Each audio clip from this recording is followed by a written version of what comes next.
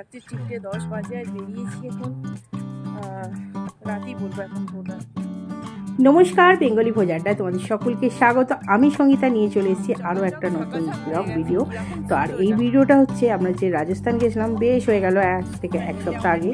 তো তোমাদের দাদাভাই আর আমি হঠাৎই রাজস্থান গেছিলাম তো কোটায়। তো সেখানে গিয়ে কি করলাম না করলাম, কি ঘুরলাম, সেটাই আজ তোমাদের সাথে শেয়ার করব। সত্যি বলছি, এত সুন্দর জায়গা, এত ভালো লেগেছে কি পুরো ব্লগটা দেখতে থাকো। তোমাদের সাথে কিছু জিনিস যেগুলো আমরা দেখে এসেছি সেগুলোই তোমাদের সাথে শেয়ার করবো আজ। তাই ভিডিওটা স্কিপ না করে দেখতে থাকো, আশা করছি খুব ভালো লাগবে। আমার তো দারুণ লেগেছে ঘুরে।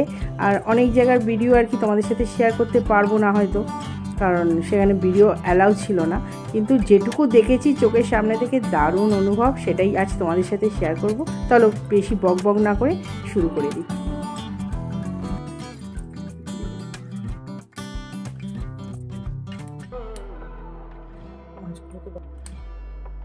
টাটা টাটা, আসছি।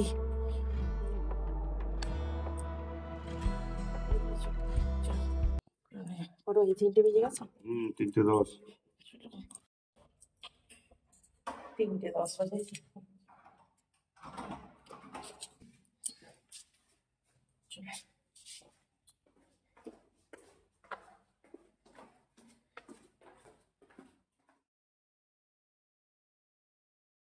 এখন রাত্রি 3:10 বাজে আর বেরিয়েছি এখন রাতই বলবো এখন ভোর রাত্রি আর কি, গভীর রাত্রি 3:10 বাজে আর বেরিয়েছি। আমরা যাচ্ছি রাজস্থান। তো রাজস্থানের টিকিট আছে, আমাদের ট্রেন আছে কটায়? 4:15 না 4:30? হ্যাঁ 4:30 ট্রেন আছে। তো বেরিয়ে পড়েছি তোমাদের দাদাভাই আর আমি। যাচ্ছি রাজস্থান। কেন যাচ্ছি না যাচ্ছি সবটুকু তোমাদের সাথে শেয়ার করো। দেখো রাস্তায় কিন্তু কোনো গাড়ি নেই। ক্যাব বুক করেছো? কোনটা করব, ইকোনমিটা না প্রিমিয়ামটা? রাস্তায় কেউ নেই, কারণ এখন বাজে 3:10। আমাদের ট্রেন আছে 4:30। চল একটু এগিয়ে দাঁড়াই, ক্যাব বুক করে দাও। আমি তো রীতিমতো ঘুমোইনি আর কি, ট্রেনে উঠলেই মনে হয় আমি ঘুমোবো। একটা ক্যাব ওটা দাঁড়িয়ে আছে। রীতিমতো আমার যেন ঘাম, প্রচন্ড ঘাম হচ্ছে। একটাও গাড়ি নেই। ক্যাবটা আগে থাকতে বুক করে দিতে বলেছিল তোমাদের দাদা ভাই, কিন্তু আমার করা হয়নি। আছে গাড়ি এসে গেছে। হ্যাঁ দিয়ে চলো যাই।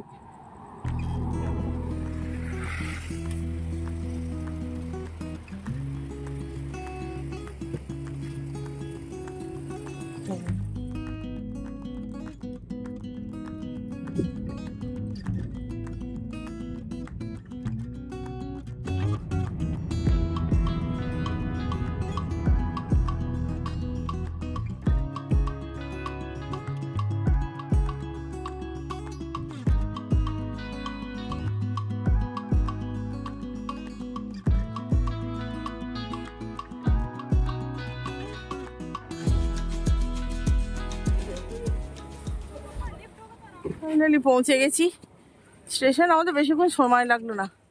এই যে অনেক বছর পর এই স্টেশনে এলাম। এটা দিয়ে সচরাচর আমাদের কোথাও যাওয়া হয় না। আমি যে হরিদ্বার গেছিলাম তখন এখানে, তাও আজ থেকে কত বছর আগে, তখন এই রোডটা কিন্তু আর কি বাস ট্রাম বলছি, বাস গাড়ি চলতো। কটা বাজে, কত মিনিট লাগলো পৌঁছতে আমাদের? বেশিক্ষণ লাগেনি বলো, 28-29 মিনিটের মধ্যে আমরা চলে এসেছি, কারণ রোড খালি ছিল একদম। আর এই যে একদম চকাচক ঝকাঝক হয়ে গেছে। কিরকম ছিল এটা!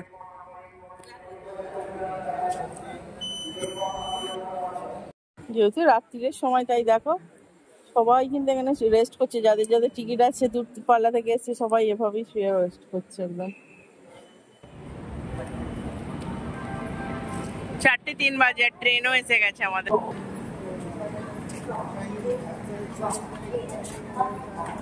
ফাইনালি আমাদের ট্রেন এসে গেছে। আর একটু আগে জাস্ট বৃষ্টি হয়ে গেছে, পুরো এটা ভিজে।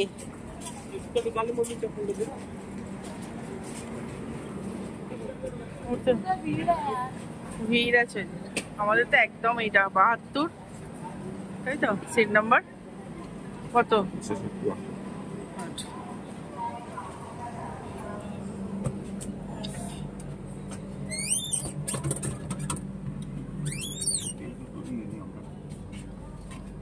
কোন দুটো নিয়ে নেবে? কোনটা কোনটা?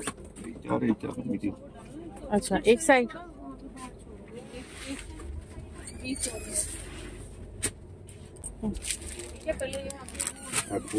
আমার পকেটে এখানে রেখে দিয়ে আমার কাছে।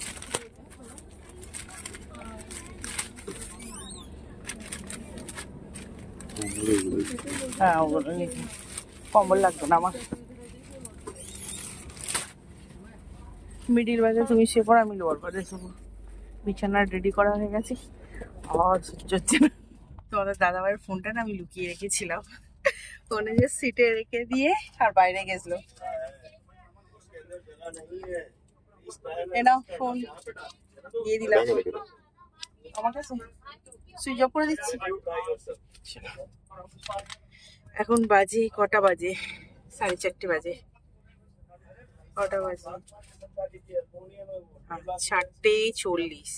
আমাদের 4:45 ট্রেন, না 4:40 ছিল, 5 মিনিট লেট ছাড়বে। তো চলো, এখন তো টানা ঘুম দেবো।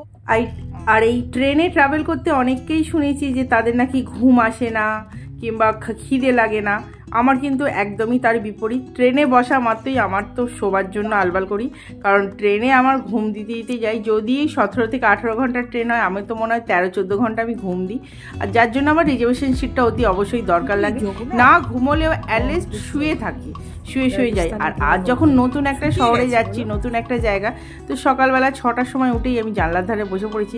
কারণ এই নতুন জায়গায় গেলে নতুন যে সেই শহরটা কেমন না কেমন দেখার জন্য খুব আগ্রহ থাকে। আর দেখতে দেখতে কিন্তু আমরা পৌঁছেও যাই কোটা স্টেশন।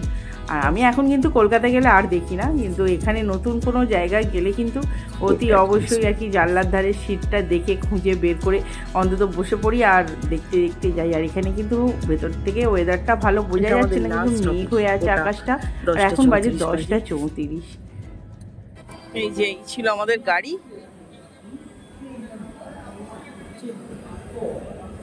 আর এই প্রথম এলাম আমি এই জায়গাটা।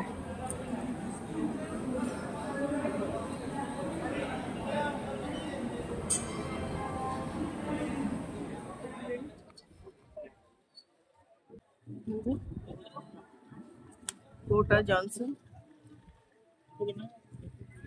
দাদা ভাই আবার কোথায় গেল? এই তো হারিয়ে ফেলেছিলাম এতক্ষণ এসির মধ্যে থাকার পর। এখন কিন্তু যা গরম লাগছে। একটা নতুন শহর, নতুন জায়গা। এনতে টোটো করে বাস স্ট্যান্ড, দেন বাস স্ট্যান্ড থেকে আবারও গাড়ি করে যেতে হবে। পুরানো শহর বলো কোটা।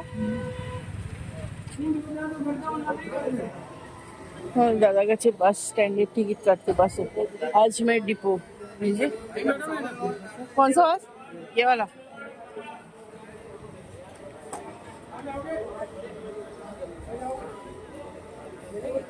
তোমাদের দাদাভাই টিকিট নিয়ে আসুক, ততক্ষণ বাসে বসি।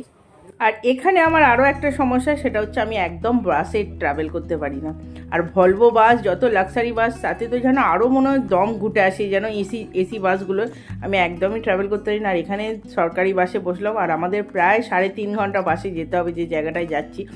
আর আমি যে সাইডটায় বসেছিলাম সেই সাইডটা থেকে যখন আমি বাইরের এটা দেখছি, এত সুন্দর। এটা হচ্ছে চম্বল নদী, আর চম্বল নদীর দুই পাশে আর কি হয়ে আছে না হয়ে আছে আমি জায়গাটার নামও জানি না। যখন আমি যাচ্ছিলাম, পরে তো ঘুরেছি, কিন্তু তখন সেই মুহূর্তে জানতাম না। তবে দেখতে দারুণ লাগছিল এত আর কি। এখান থেকে দেখেই মনে হচ্ছিলো যে আমি কখন এই জায়গাটায় আসবো, কখন এই জায়গাটায় ঘুরবো। রীতিমতো তোমাদের দাদাভাই আমার অপোজিট সাইডে বসেছিল আর কি, ওই দিকে। শুধু ওই নদীটাই নয়, আমি একটা ভালো মন্দিরও দেখলাম ত্রিকুটা, যেটা আমরা ঘুরেছি। অবশ্যই সেটা তোমাদের সাথে শেয়ার করব। তো এক এক করে জিনিস যাচ্ছিলো আর আমি দেখতে দেখতে যাচ্ছিলাম। আর আমার এই খোলা জানলা দিয়ে বাইরের প্রকৃতিটা দেখতে এত ভালো লাগে। শুধু তাই নয়, ওয়েদারটাও খুব দারুণ ছিল। আর আমার জানলার ধারে সিট বসলে অন্তত 5-6 ঘন্টা আরামসে চলে যেতে পারবো বাসে বসে। কিন্তু যদি এই ভলভো বাস হয় কিংবা কোনো ভালো আর কি ফুললি এসিওয়ালা বাস হয়, সেখানে কিন্তু একদম দম ঘুটে আসে। আর এই প্রথমবার এরকম হলো যে আমরা এরকম গুফার মধ্যে দিয়ে যাচ্ছি। আমি ট্রেনে হয়তো যখন আমরা কলকাতায় যাই তখন বিহারের মধ্যে একটা গুফা পড়ে, যেটা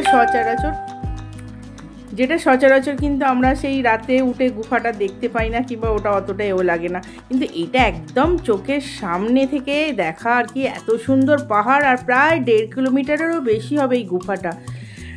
অনায়াসে 4টে গাড়ি আরামসে চলে যাবে। আমাদের সরকারি বাসে আমরা বসে এত সুন্দরভাবে যাচ্ছিলাম। তবে পুরো রাস্তাটা কিন্তু কোনো ভলভো বাস কিংবা ভালো ডবল টেকারের যে বাসগুলো হয় একটাও দেখতে পাইনি। কারণ তোমাদের দাদাভাইকে আমি জিজ্ঞাসা করলাম যে এখানে কি ভলভো বাস নেই, তখন বললো সব আছে, কিন্তু ওই ভলভো বাস যেগুলো ভালো লাক্সারি বাস সেগুলো সব রাতে ছাড়ে, দিনের বেলা সরকারি বাসই যায়। তো যাই হোক, আমার তো বেশ আনন্দ লাগছিল, জানলার বাইরে দিয়ে মুখ বাড়িয়ে দেখছিলাম আর এই গুফার মজা নিচ্ছিলাম। আমার তো খুব এক্সাইটেড লাগছিল। আর সত্যি বলছি, এরকম পাহাড়, চারপাশে কাঁটা গাছ, দেখতে দারুণ লাগছিল। তার মধ্যে ছিল ওয়েদারটা তো কী বলবো, খুব সুন্দর, না একটুও পলিউশন ছিল, পিওর অক্সিজেন আর কি। নতুন জায়গা, প্রথমবার গেছি, খুব মজা লাগছিল। তখনও পর্যন্ত বেশ ছিলাম যে আমরা 3.5 ঘন্টা বাসে করে যাবার পর কিন্তু আবারও গাড়ি করে নিয়েছিলাম। আর মাঝপথে কিন্তু বৃষ্টি পেছু ছাড়েনি। বৃষ্টি দেখো মেঘাচ্ছন্ন করতে, যেহেতু হরিয়ালি, যেখানে সবুজ গাছপালা থাকে বৃষ্টি তো হবেই। আর বৃষ্টিও নেমে পড়লো, আর মাঝে একটা নদী পড়লো, এটা জানি না চম্বল নদী কি তোমাদের দাদাভাইকে জিজ্ঞাসা করা হয়নি। তো সেই নদীটা একদম বিশাল বড়, জল থই থই করছে, যেমনি চওড়া গঙ্গার মতো তেমনি একদম জল ভরা। দেখতে এত ভালো লাগছিল জানলা দিয়ে, আর একদম গা দিয়েই যাচ্ছিল ব্রিজের ওপর দিয়ে যে আমাদের গাড়িটা যাচ্ছিল। তো ওখানে পার হয়ে আমরা ওখান থেকে করে নিয়েছি গাড়ি, পার্সোনাল গাড়ি। সেই গাড়িতে কিছু পথ যাওয়ার পর কিন্তু আমরা হোটেলে পৌঁছে যাই। আর তারপর আর কোনো ভিডিও শ্যুট করা হয়নি, জাস্ট রেস্ট করে সন্ধ্যেবেলা আবারও বেরোই এলাকাটা ঘুরতে। একটা মিউজিয়াম গেছিলাম যেখানে ফোন অ্যালাউ ছিল না, ফোন সব জমা নিয়েছিল। তো সেই মিউজিয়ামটা ঘুরতে প্রায় ঘন্টা 1.5 টাইম নিয়েছে, ওটাও খুব সুন্দর ছিল। তো এই শহরটা কিন্তু একদমই গুছোনা, পরিষ্কার পরিচ্ছন্ন আর কি, খুবই ভালো লাগছিল। সন্ধ্যেবেলা এখন বাজে প্রায় 8:30। তো অটোতে আমরা বসে ওই এলাকাটা ঘুরে নিলাম। জায়গাটা খুবই ভালো লাগছিল, চারপাশটা আলোয় ঝলমল করছে। আর সত্যি কথা বলতে সারাদিনে ঘোরার পর, এত বাস গাড়ি ট্রেন ট্রাভেল করার পর 2টো জায়গায় সন্ধ্যাবেলা ঘুরলাম। 2 জায়গায় কিন্তু ভিডিও অ্যালাউ ছিল না। তো আমাদের গেটেতেই ভিডিও সব আর কি জমা নিয়েছিল, ফোন টোন। তো রাত্রে হোটেলে এসে রেস্ট করে তারপরের দিন, এটা হচ্ছে নেক্সট দিন। আর এটা হচ্ছে তারপরের দিন সকালবেলা, আরও একটা নতুন সকাল, নতুন দিন, নতুনে। কারণ গতকাল রাত্রে হোটেলে খাওয়া দাওয়া করার পর কিন্তু খুব টায়ার্ড হয়ে পড়েছি, যেহেতু এত গাড়ি ট্রাভেল করেছি, জায়গা ঘুরেছি, অনেকটা হেঁটেওছি। তো রেস্ট করেছি, সকালবেলা আবারও বেরিয়ে পড়েছি ঘুরতে। আর পাশে যেতে এখানে যেটা দেখলাম, দুপাশারই কিন্তু প্রচুর পাথর আছে, যে পাহাড় আছে বলে এখানে কিন্তু গ্রানাইট, মার্বেল, নানা ধরনের যে লাল পাথরের হয়, সেই মূর্তি তৈরির অনেক কারখানা বলতে পারো, ফ্যাক্টরি বলতে পারো, কিংবা বড় বড় দোকানও আছে যে এরকম মূর্তি তৈরি করে বিক্রি করছে। রাস্তায় যেতে দেখলাম। আর এই দূরের পাহাড়গুলো দেখতে এত ভালো লাগছিল, আর ওয়েদারটা পুরো একদম চিল্ড হয়েছিল আর কি, বাসের হাওয়া লাগছিল, এত শীত করছিল আর কি, চিন্তা করতে পারছো রাজস্থানের মতো জায়গায় আমার শীত পাচ্ছিল। আর এই একটা কারণের জন্যই কিন্তু আমার এই খোলা জানলাওয়ালা বাসে খুবই ভালো লাগে। ভলভো বাস একদমই আমি পছন্দ করি না, এই বদ্ধর মধ্যে কাঁচের ভেতর থেকে দেখা আমার ভালো লাগে না। এই যে মুখ বাড়িয়ে বাইরের প্রকৃতির হাওয়া খেতে দেখতে যাচ্ছি, দারুণ লাগে। আর এতে কোনো শরীরের কষ্টও হয় না আমার। আর একটুও পলিউশন ছিল না, যেহেতু বৃষ্টি হচ্ছে, আর চারিদিকটা হরিয়ালি, দূরে পাহাড়গুলো দেখা যাচ্ছে, দারুণ লাগছে। এখানেও কিন্তু গুফা ছিল। আর এখানে রাস্তায় যেতে কিন্তু অনেক এরকম জায়গা দেখলাম যেখানে এই পাথরের কারুকার্য আর কি, মূর্তি, শোপিস এইসব বিক্রি হচ্ছিল আর কি, নানা ধরনের জিনিস ছিল। আর এখানে বড় বড় কিন্তু ঝিলও ছিল। আর কিছু জায়গায় এমন যে বৃষ্টি হয়ে নাবো এলাকা, যেগুলো কিন্তু বৃষ্টির জলে ভরে গেছে, এগুলো কোনো জলাশয় নয়, এগুলো বৃষ্টির জলে ভরে গেছে। তো রাস্তা দিয়ে যেতে প্রায় 2.5 ঘন্টা বাসে যাচ্ছিলাম, আর দেখতে দারুণ লাগছিল। আর এই জায়গাটার কথা কি বলবো, এই জায়গাটা এত সুন্দর যে বলে বোঝাবার নয়।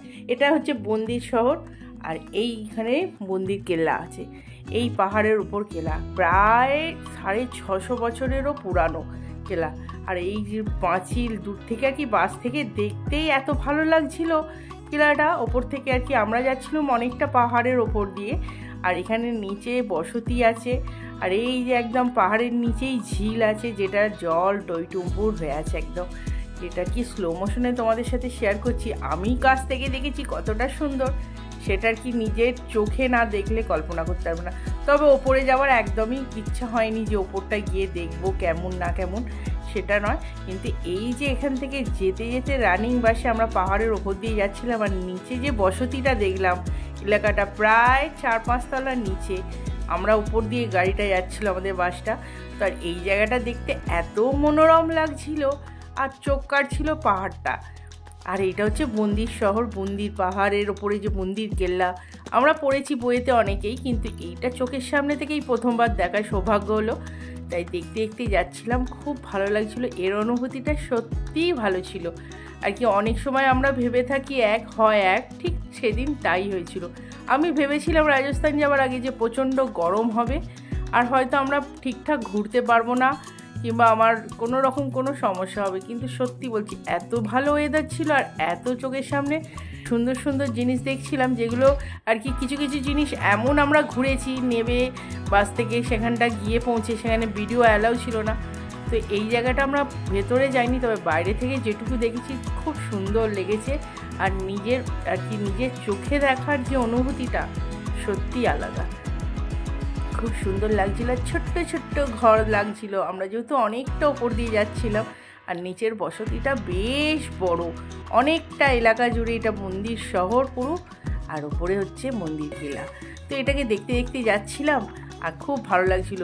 তোমাদের দাদাভাইকে বলছিলাম আমরা ওই কেলায় গেলে হয় না ঘুরতে, তোমাদের দাদাভাই বললো অনেকটা রাস্তা ভেতর দিয়ে যেতে হবে। তো আমরা বললাম না, আর রীতিমতো কিন্তু আমরা কোটা পৌঁছে যাই আবারও, আর এখানে এসে দেখি বৃষ্টি, এত ঝমঝমিয়ে বৃষ্টি নেমেছে, ভাবলাম আশপাশে এখানটা ঘুরে নেবো, হাতে সময় আছে, কিন্তু এত জোর বৃষ্টিটা হচ্ছে। ভাগ্যিস ছাতা নিয়ে এসেছিলাম, এই যে ভাগ্যিস ছাতা নিয়ে এসেছিলাম, দাদা ভাইয়ের কাছেও ছাতা আছে, আমার কাছেও ছাতা আছে, রক্ষা পেলাম ছাতাটা নিয়েছে। আর মন করছে যে বাইরে ভিজে, এত জোরে বৃষ্টি।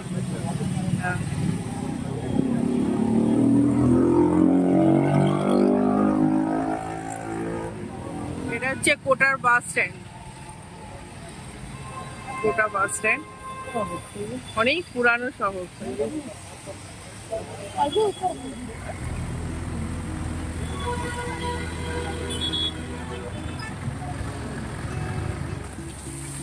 জোরদার বৃষ্টি যাকে বলে সেই ধরনের বৃষ্টি হচ্ছে একটা, বৃষ্টি রুকবে না বলে মনে হচ্ছে। কোনো ফাইনালি কিন্তু একটা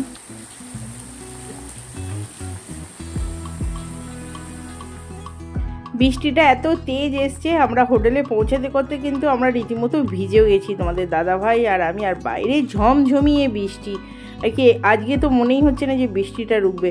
খুব খারাপও লাগছিল যে আমরা ঘোরার টাইমে এরকম বৃষ্টি। রীতিমতো দেখো তোমাদের দাদাভাই কিন্তু একদমই ভিজে গেছে, ছাতা ছিল আর লাগেজগুলোও আমাদের ভিজেছে।